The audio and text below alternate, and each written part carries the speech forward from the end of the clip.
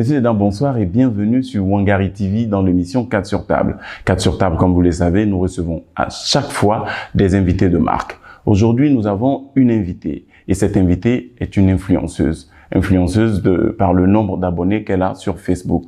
50 000 personnes suivent cette dame-là. Et oui, 50 000 personnes. Eh bien, c'est normal que nous puissions dire que cette dernière est une influenceuse. À côté de l'influence qu'elle a, elle est à fond dans la culture. On l'appelle même Agia Culture. Vous avez deviné, Amina Moudi est avec nous ce soir. Bonsoir Amina Moudi. Bonsoir Kamso. Comment allez-vous? Je vais très bien, merci, et vous? Merci d'avoir accepté notre invitation parce que ça fait quelques années que nous n'avons pas eu d'interview de vous parce que avant cette émission, nous avons fait des recherches et partout où on passait, on ne voyait pas d'interview récente. Et merci de nous donner cette exclusivité-là. Dites-nous, avant d'entrer dans le vif du sujet, pouvez-vous nous parler de votre parcours scolaire? Ok. Alors, déjà, je m'appelle Aminata Salifou Mouli. Je suis née à Niamey. J'ai changé pas mal d'école parce que j'étais un peu turbulente et je me battais beaucoup avec mes amis. Donc j'ai fait, disons, plus ou moins Alliance, l'école primaire Alliance. Après, je me suis retrouvée à Agadez où j'ai fait le Sony. Je suis revenue à Niamey où j'ai continué à Olinga.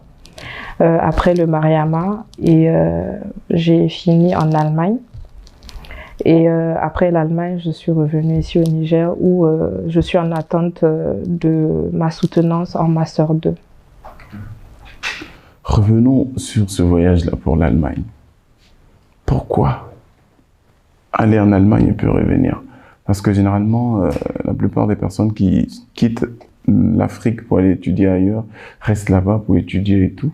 Mais on a appris plusieurs choses, c'est-à-dire vous étudiez et puis vous étiez avec la famille et vous avez décidé de rentrer au pays. Pourquoi? Disons que déjà de base, je me suis retrouvée en Allemagne avec mon papa suite à des raisons professionnelles. Et je dirais que pour moi, déjà, ça a été le moment où j'ai ouvert les yeux parce que je me suis retrouvée en Allemagne juste un peu après avoir eu le brevet au Mariama. Et j'étais arrivée dans un pays dont je n'avais jamais entendu parler le nom. Je ne connaissais pas la langue. Et je me suis retrouvée du jour au lendemain en Allemagne, mais aux côtés de mon papa. Donc, je suis très proche de mon papa. J'étais contente.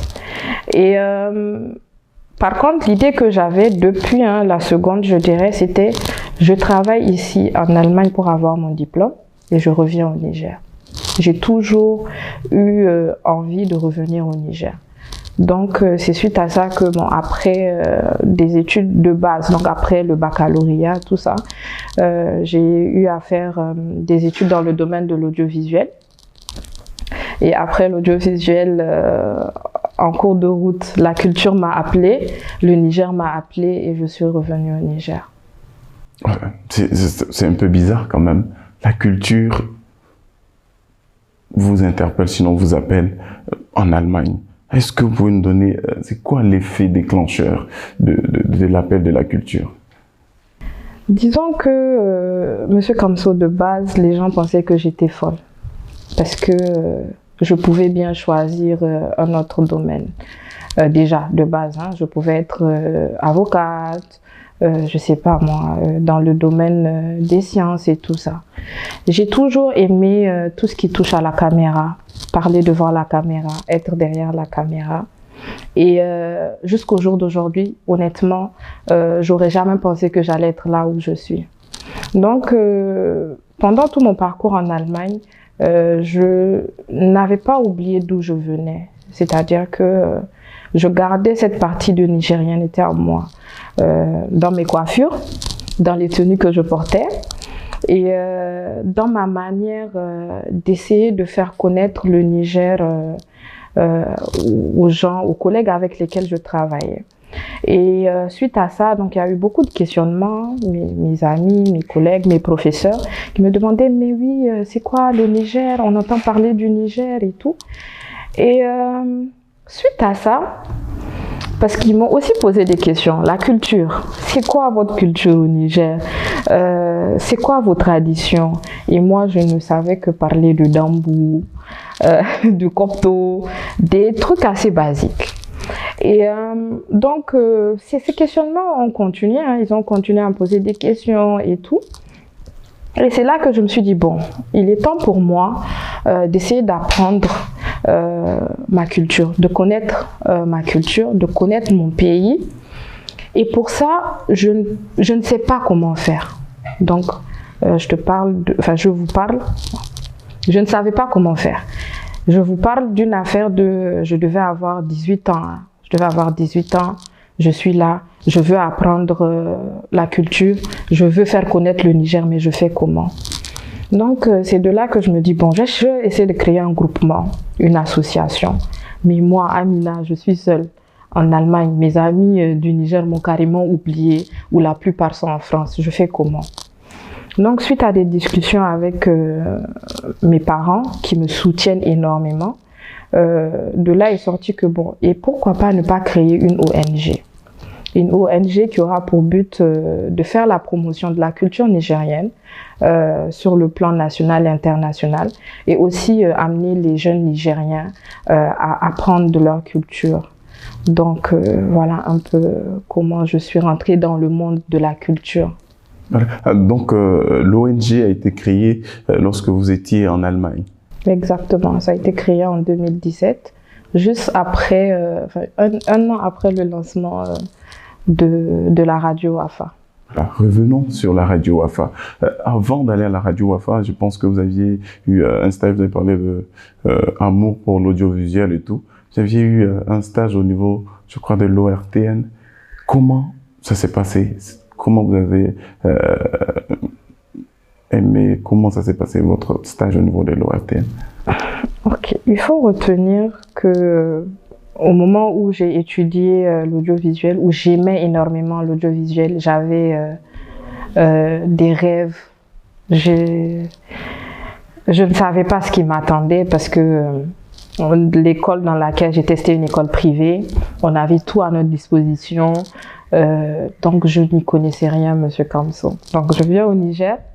Donc j'ai toujours dit déjà la base sur laquelle j'ai été prise dans l'école là, parce que c'était, c'est une école, disons assez select.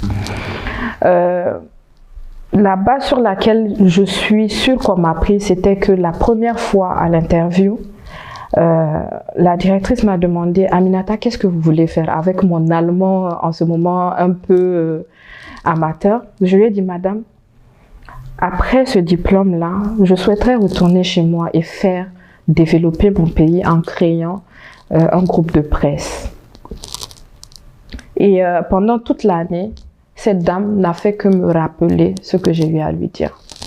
Donc c'est tout naturellement, comme je veux créer un groupe de presse ici, il faut bien que je vienne ici pour continuer, faire les stages et tout.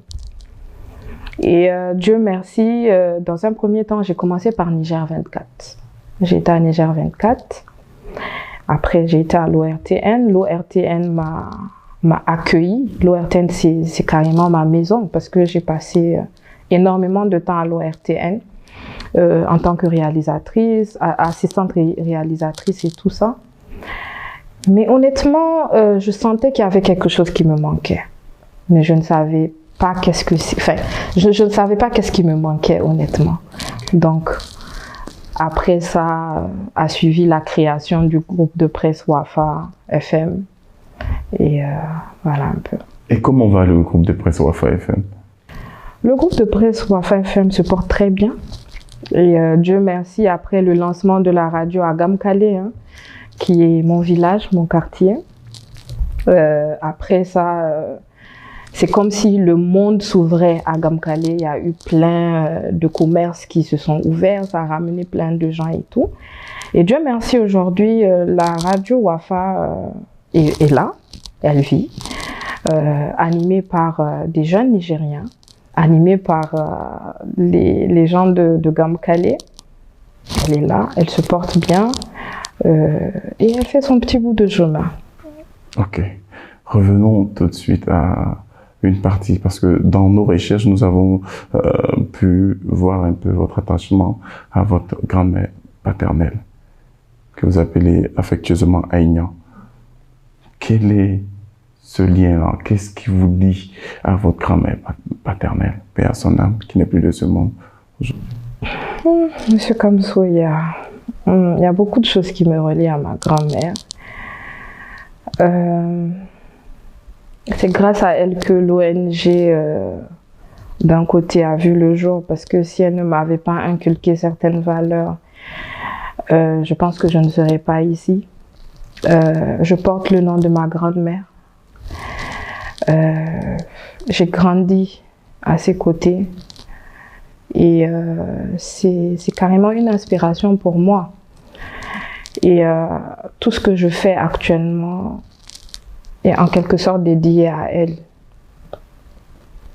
C'est un peu difficile d'en parler parce que elle a une grande place dans ma vie, dans mon cœur. Et ça a été très compliqué, hein, sa perte aussi, hein, parce que c'était un moment crucial aussi pour moi qu'elle est partie. Mais voilà, c'est une femme. Franchement, je dirais que non. Pourquoi? Je dirais que non parce que j'avais beaucoup à lui montrer. J'avais énormément de choses qu'elle n'a pas vues parce que, voilà, entre-temps, elle est devenue aveugle. Et j'avais tellement de choses. Elle devait voir tellement de choses. Et je n'étais pas à Niamey quand elle est décédée. Je suis venue le 3e jour du décès. Et jusqu'au jour d'aujourd'hui, je n'ai plus remis les pieds dans sa maison. Parce que cette dame, je pense que le truc, c'est que, ayant pris la culture, l'ONG comme une partie d'elle, je pense qu'une partie de moi refuse d'accepter que l'autre partie de moi n'est plus là. Et c'était vraiment carrément une conseillère. Elle n'avait pas besoin de parler.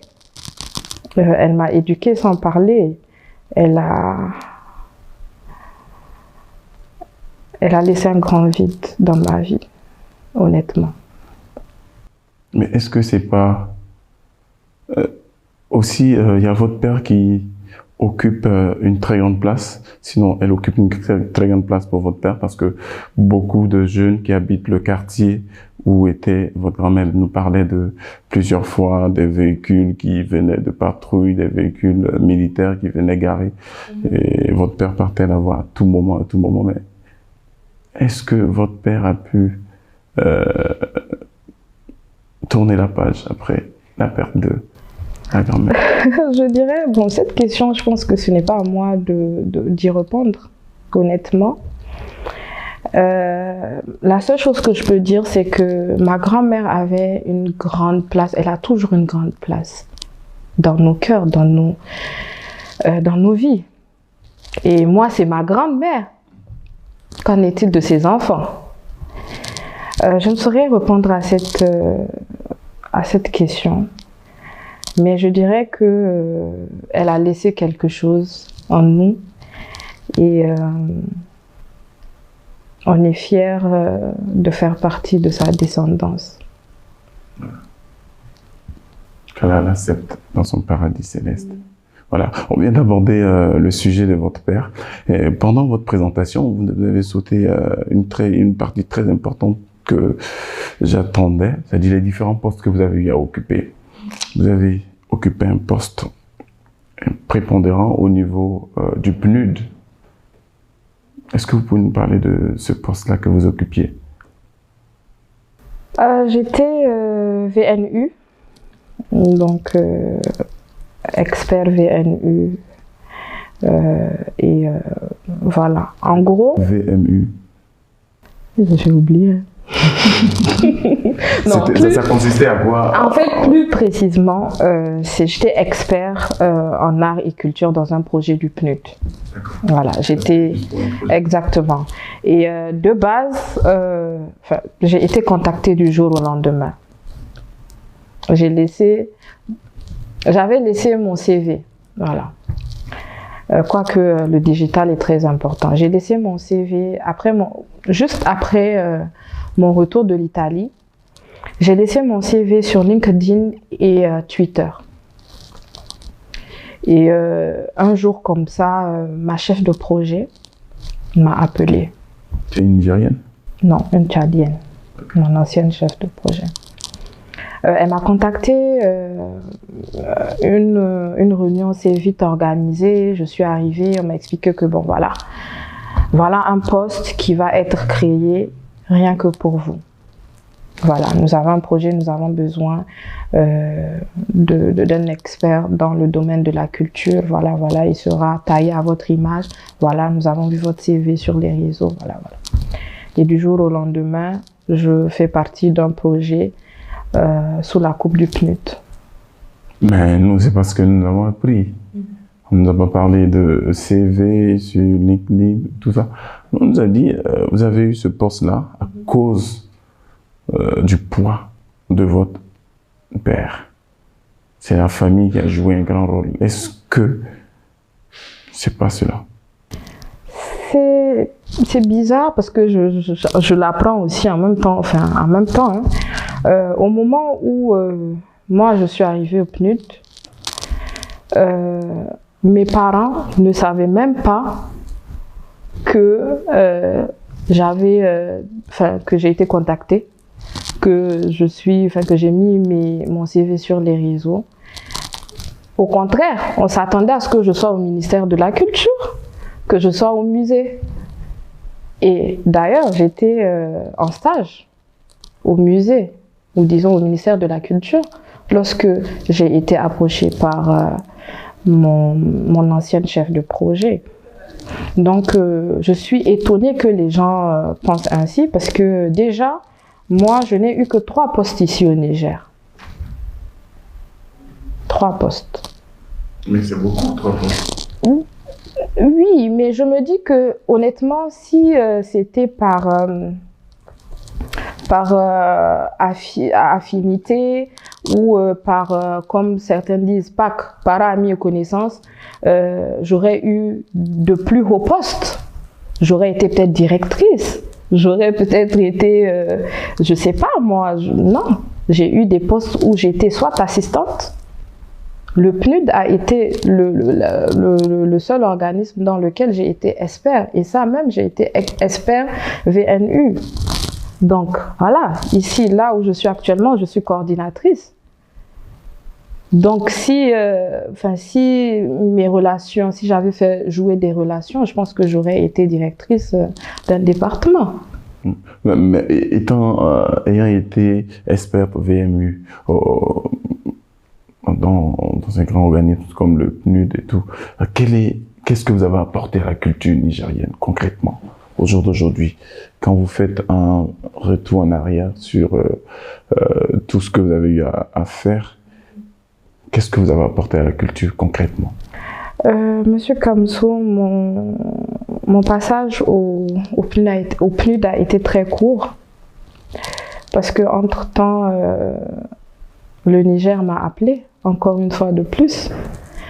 Oui, j'ai été contactée pour un contrat au musée. Donc le choix a été vite fait. J'ai préféré quitter mon poste. Ah, donc c'était celui du musée était plus juteux. Il y avait beaucoup d'argent qu'au PNUD, hein. Ça c'est sûr. Non, pas du tout. Une assistante gagne combien par mois? Et disons qu'on m'a pris sous, avec ma licence. Parce qu'en ce moment-là, avec le Master 1, et le Master 1 ici au Niger, ça ne compte pas vraiment. Donc on prend en fonction de la licence. Non. Je suis retournée au musée parce que j'aime le Niger. J'aurais préféré rester au PNUD où j'aurais pu avoir plus d'expérience dans le domaine. Monsieur Kamso, moi, l'argent ne m'attire pas, parce que si l'argent m'attirait, je pense que je ne serais pas au Niger. C'est vrai, parce que parlons d'argent. En Allemagne, vous aviez été influenceuse, parce qu'il y a beaucoup de marques qui vous sollicitaient et on vous payait. C'était combien? Vous gagnez combien par marque en tant qu'ambassadrice? On ne parle pas argent ici. Je gagnais bien. Mais ça commençait comment? Comment vous avez été contacté la première fois? Et c'était sur quel réseau social? J'ai été contactée sur Instagram par une grande filiale allemande qui, à ce moment-là, voulait faire la promotion de produits naturels. Mais pourquoi le choix s'est porté sur vous? Est-ce que le papa n'a pas joué rôle là-bas aussi? Écoutez, en Allemagne, je viens. Je suis à Berlin. Personne ne sait qui je suis anonyme. Et d'ailleurs, moi-même, honnêtement, j'étais choquée. J'étais vraiment choquée qu'on me contacte. Qui suis-je? Amina. À l'époque, je pense que j'avais 5000 abonnés sur Instagram. Je postais. Oui, mais pour moi, ce n'était rien parce que je postais par envie.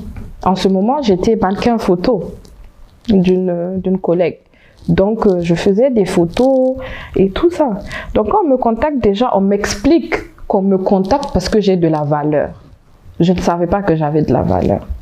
On m'explique que non, vous êtes influenceuse de par le nombre d'abonnés que vous avez, parce que normalement, à partir de 1000 abonnés, on vous considère comme un influenceur. Donc, moi-même, j'étais étonnée qu'on me contacte. Donc, c'est de là, les appels visio, on a eu des réunions, et voilà. Ainsi de suite, on m'envoie des produits, on m'envoie un peu de sous, j'en parle, et voilà. Mais il y a eu plusieurs boîtes qui vous contactaient, ou bien c'était une seule boîte et tout?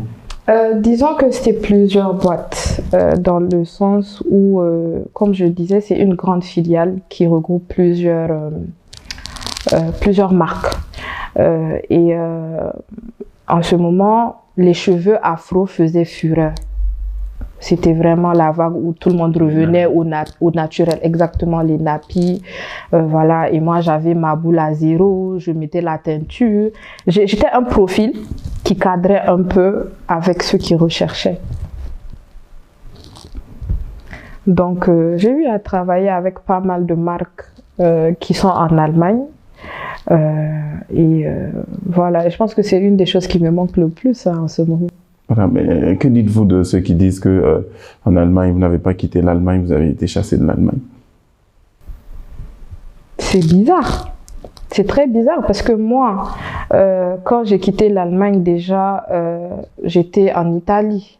D'abord, j'étais en Italie où je suis restée pendant la Covid. Après, j'ai pu retourner en Allemagne. J'ai quitté l'Allemagne parce que je voulais revenir au Niger, construire quelque chose. Donc ça me peine, ça m'étonne que certains disent que j'ai été chassée. Vous venez au Niger pour construire quelque chose. Est-ce que ce que vous êtes venu construire au Niger, ça se passe bien? Vous avez commencé à construire, c'est bon? Le projet pour lequel vous êtes rentré définitivement. Parlons de votre festival. L'étape des DIFA était un peu bizarre. Pourquoi? C'était bizarre parce que on a vu au niveau du CCFN des activités, on a vu des activités au musée. Beaucoup de personnes n'avaient pas aimé. Qu'est-ce qui s'était passé? Dites-nous. Kamso, il faut que peut-être qu'on recontextualise les choses. Moi, je viens au Niger déjà avec une idée. J'ai créé l'ONG avec mes amis de Facebook. Le nom a été choisi par les amis de Facebook. Je reviens ici au Niger avec mon idée, ma fougue, exactement. Je viens, je dis, bon, voilà mon idée. On me dit, ah, c'est quoi cette idée? Je me dis, bon, ok. Avec l'aide de la famille, les parents, tout ça, je fais toute la région de Tillabéri en fonds propres. On revient ici. à Niamey. On se dit, bon, c'est un festival, ce festival-là a pour objectif de faire la promotion de chaque région du Niger. Donc déjà, BEFA, c'est un sorail, ça veut dire foire, exposition, de belles choses. Donc on finit la région de Tillabéri, on revient ici. Qu'est-ce qu'il faut faire avec les informations qu'on a? C'est justement mettre à disposition des gens. De là, on crée, on essaye en quelques jours de monter tout ça, de montrer ça aux Nigériens. Donc à l'époque, enfin à ce moment-là, je n'avais même pas de parrain. On a récolté les informations, on vient à Niamey en juin.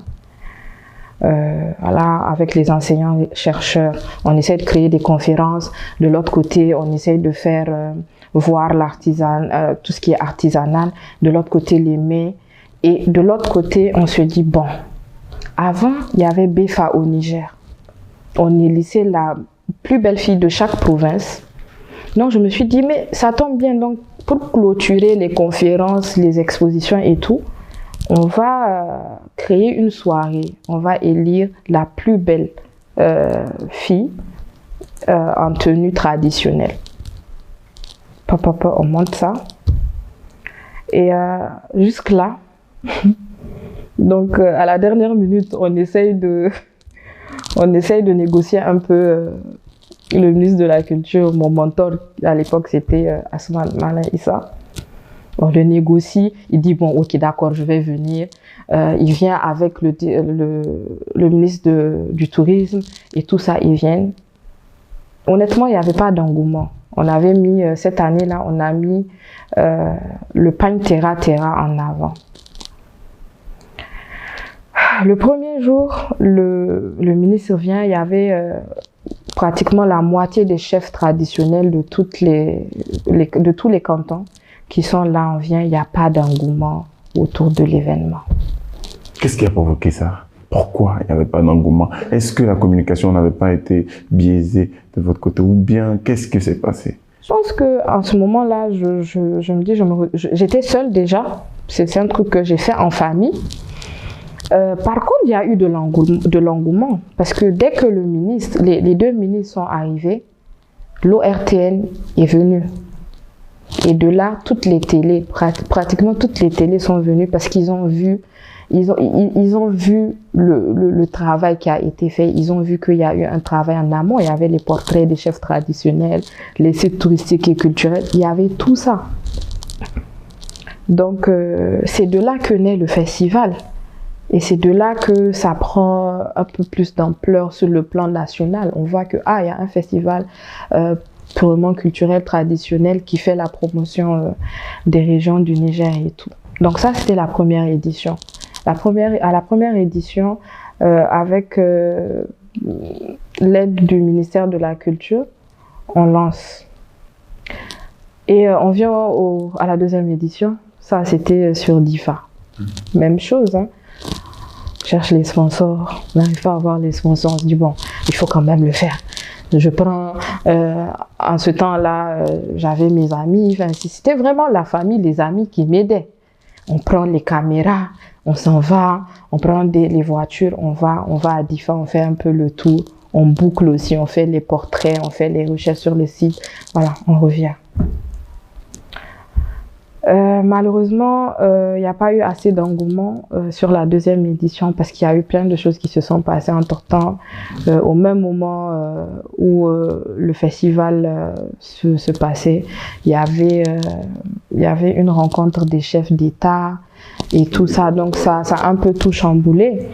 Mais ça reste quand même l'une des meilleures éditions selon moi à cet instant-là, parce que je pense qu'il y a eu un des présidents que Malam Issa, Excellence Malam Issa a pu faire venir une nuit qui m'a redonné courage.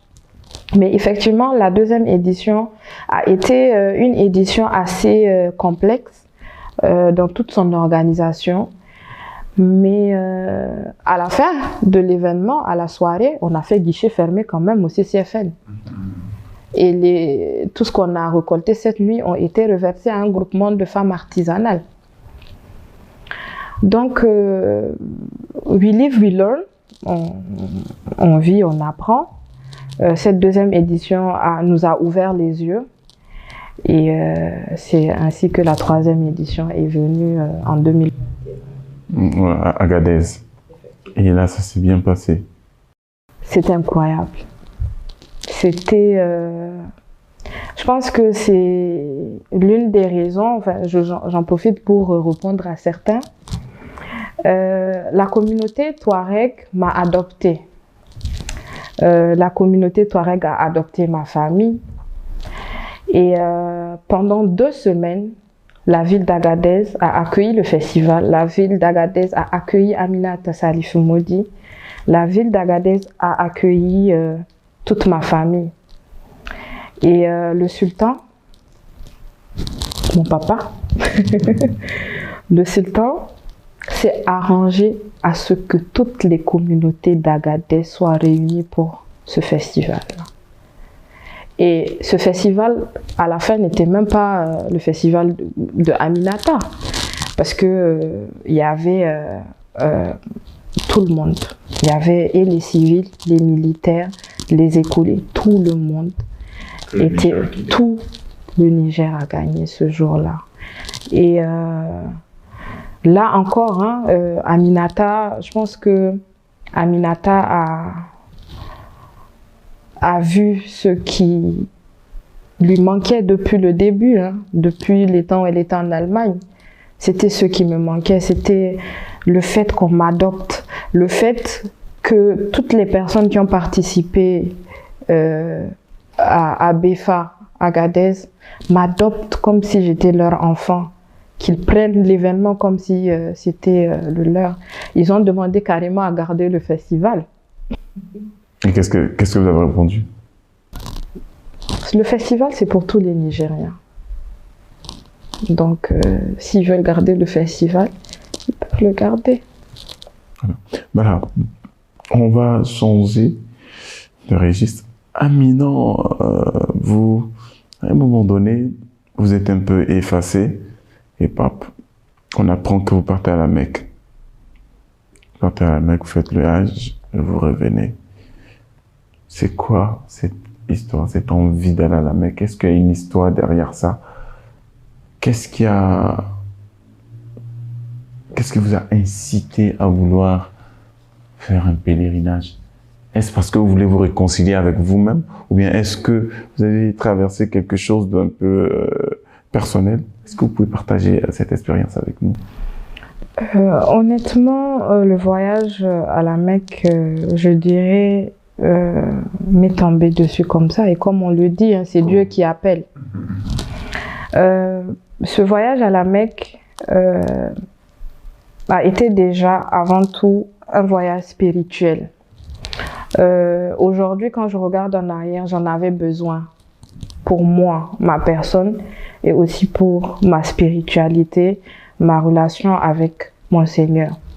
C'était aussi le moment de partager ce moment aussi intense pour un musulman avec ma mère, parce que j'étais avec ma mère.